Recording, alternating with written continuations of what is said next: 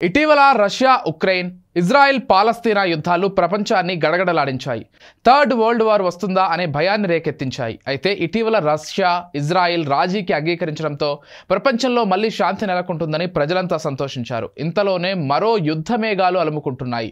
తైవాన్పై China ఏ క్షణంలోనైనా దాడి చేస్తుందనే పుకార్లు వ్యాపిస్తున్నాయి. అదే జరిగితే తాము తైవాన్కు సపోర్టుగా యుద్ధ రంగంలోకి దిగుతామని జపాన్ హెచ్చరించింది. తైవాన్ జపాన్కు అమెరికా వెన్నుదన్నుగా నిలిచింది.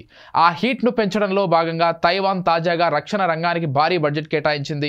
ఇది చైనాకు కంటగింపుగా మారింది. చైనా ఏ క్షణమైనా దాడి చేస్తుందని భయపడుతున్న తైవాన్ రక్షణ రంగానికి 3.3 లక్షల కోట్ల రూపాయలు కేటాయించింది.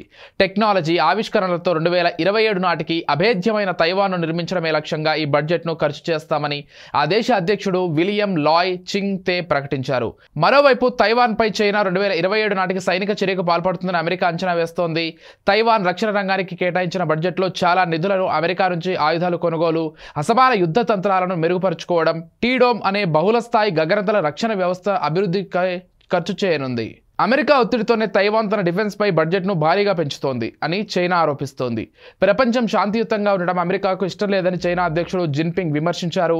ఇటీవల ఇజ్రాయెల్ను ప్రోత్సహించి పాలస్తీనాపై దాడులు చేయించిందని, ఉక్రెయిన్ రెచ్చగొట్టి రష్యాతో సుదీర్ఘ యుద్ధం చేయించిందని ఆరోపించారు. ఇప్పుడు తైవాన్ జపాన్లను రెచ్చగొట్టి ఆయుధాలు విక్రయించి డాలర్లు సమకూర్చుకుంటోందని అమెరికాపై జిన్పింగ్ విమర్శలు వర్షం కురిపించారు. తైవాన్ ఎన్నటికీ తమ భూభాగమేనని, దాన్ని కాపాడే సాకుతో రెచ్చగొడితే ఊరుకునేది లేదని హెచ్చరించారు. నిజానికి చైనా ప్రస్తుతం ఆర్థికంగా అమెరికాకు దీటుగా ఎదుగుతోంది. చైనా అభివృద్ధి రేటు ఇలాగే దూసుకెళ్తే అమెరికాను వెనక్కి నెట్టి ప్రపంచంలోని అగ్రరాజ్యంగా మారడానికి ఎంతో కాలం పట్టదని ఆర్థికవేత్తలు అంచనా వేస్తున్నారు. చైనాను దెబ్బతీసి తమ అగ్రరాజ్యం హోదాను నిలబెట్టుకోవాలని అమెరికా భావిస్తోంది. గతంలో సోవియట్ రష్యాను కూడా ఇలాంటి కుట్రతోనే దెబ్బతీసిందని గుర్తు చేస్తున్నారు.